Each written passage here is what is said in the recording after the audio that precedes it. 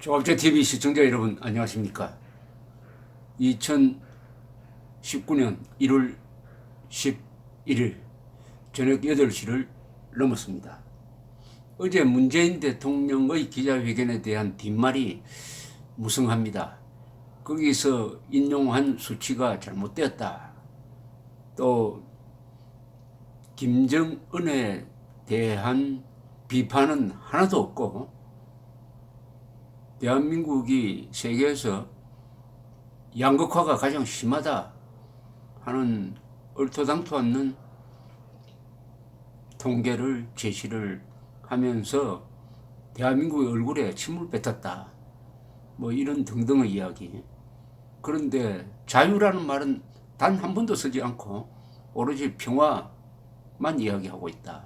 그러면은 문재인 정권이 지향하는 가치는 자유 없는 평화냐, 공동묘지의 평화냐, 뭐 이런 등등 이야기입니다. 그런데 어제 모두 연설을 들은 저의 느낌은 선거운동 연설 같았습니다.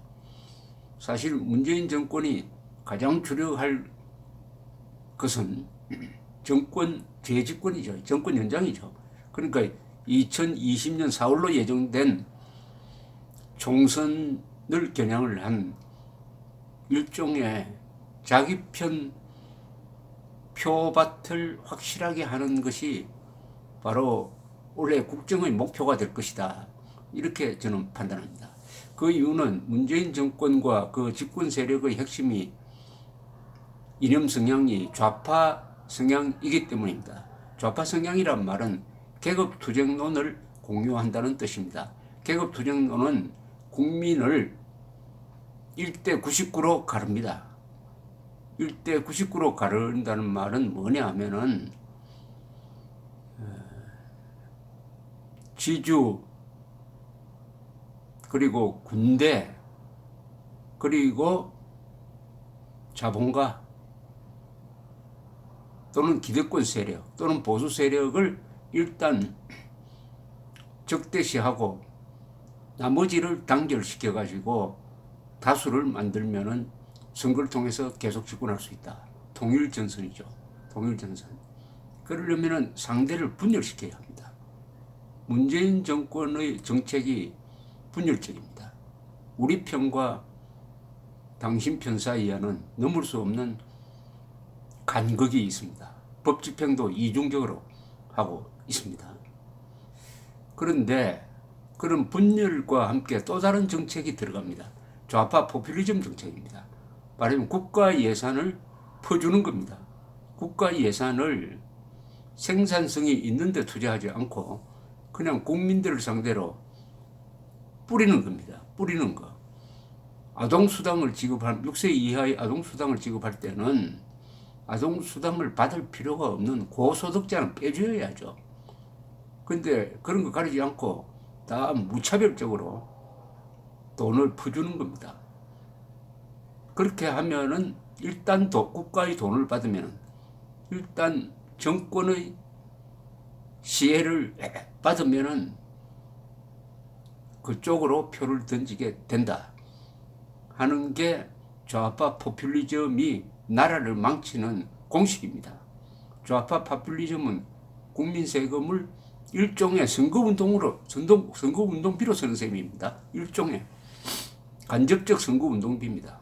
그러니까 국가 예산을 가지고 복지, 일자리 만드는데 그리고 의료에 막 돈을 뿌리는 것은 낭비성 돈까지 뿌리는 것은 그들을 사랑해서가 아니라 그들에게 혜택을 줌으로써 표를 얻으려는 방식이죠. 자, 문제는 이런 식으로 국가가 공돈을 쓰기 시작을 하면은 그것을 받은 사람들이 국가 의존형으로 바뀐다는 사실입니다. 국가에 의존해서 살게 되는, 심할 경우에는 국가에 기생해서 살게 되는 자립심이 줄어든 거죠. 자립심. 자주의 정신이 무너지는 겁니다. 자조는 스스로가 도와야 한다. 이게 자조 정신입니다. 그렇게 해야 자립할 수 있다. 자립해야 자신의 주체성과 자존심을 지킬 수 있다. 이게 자주죠. 자조정신, 자립정신, 자주정신. 박정희 대통령이 경제 개발을 할 때 이분이 자조, 자립, 자주를 정신적 혁명의 기조로 삼았습니다. 자조정신, 자립정신, 자주정신. 박정희의 경제 개발이 성공한 한마디를 딱 요약하라면 공짜는 없다였습니다. 공짜는 없다. 근데 문재인 정권은 공짜는 있답니다. 공돈을 그 명목을 붙여가지고 공돈을 퍼부어 줌으로써 국가적 낭비를 초래하더라도 표밭을 다지겠다. 근데 이게 남미에서는 국가 재정을 망가뜨리는 쪽으로 작용했습니다. 좌파 포퓰리즘의 가장 대표적인 선수가 페론이었습니다. 페론. 아르헨티나의 페론 군사 쿠데타를 집권한 페론이었습니다. 그 부인이 에비타라는 사람이죠. 이 두 사람이 그렇게 좌파 포퓰리즘 정책을 쓰다가 세계 5대 부국까지 올라갔던 아르헨티나를 망쳐버렸습니다. 그리고 쫓겨났어요. 스페인으로 쫓겨났어요.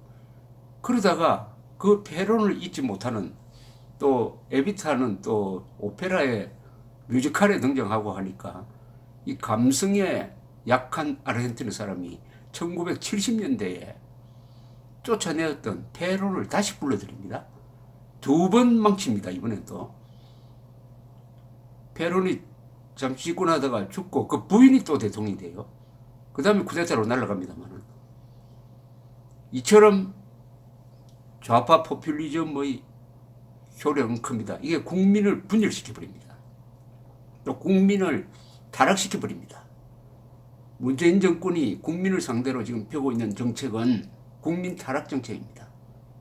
국민이 건전한 시민으로서 나는 내가 일한 만큼 보수를 받는다. 나는 국가의 도움을 받지 않고 내 힘으로 살겠다. 국가가 나를 위해서 무엇을 해줄 것이냐 도 중요하지만 내가 국가를 위해서 뭘 할 것이냐 하는 것도 중요하다. 이런 생각을 가진 시민층이 소수가 되어버리면 이 대한민국은 계속 좌파 정권을 뽑게 될 것입니다. 공짜입니다. 공짜.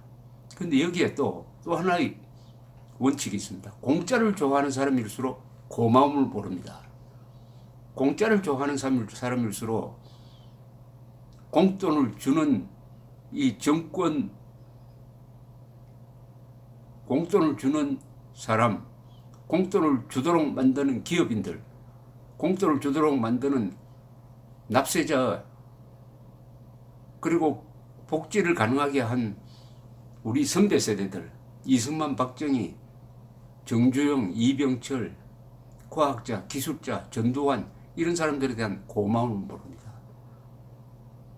고마움을 모르면 공돈을 좋아하게. 이 두 개가 고마움을 모르는 마음과 공돈을 좋아하는 마음이 결합이 되면은 자신도 망치고 나라도 망칩니다. 공짜 좋아하는 사람 앞에는 장사가 없어요. 그러나 정치라는 것은, 대중정치라는 것은 바로 이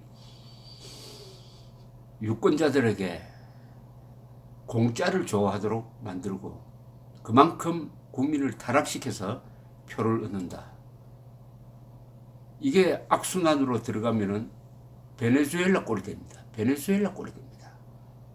베네수엘라도 한때 근사한 나라였습니다. 1970년대의 베네수엘라는 남미에서 최우등 국가였습니다.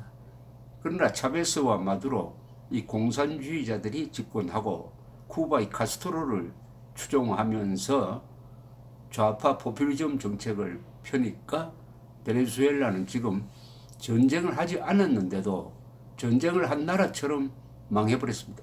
국민의 10%가 해외로 도망을 치고 있습니다. 그래도 선거를 하면은 뭐 부정이 있었겠지만은 선거를 하면은 차베스와 마두로를 뽑고 있습니다. 우리가 이제 건전한 국민과 국민을 분열시키고 국민을 타락시키는 문재인 정권 사이의 이제 대결입니다. 대결. 어떤 대결이 벌어질 것이냐? 우리 국민들이 분별력과 교양을 지켜낼 것이냐? 아니면 공짜 좋아하는, 아니면은 고마움을 모르는 그런 삼류 국가의 시민으로 타락해 갈 것이냐의 싸움입니다. 국민들이 어떻게 좌파 선동, 좌파 포퓰리즘 선동에 넘어가지 않을 것이냐 하는 것은, 이것은 결국은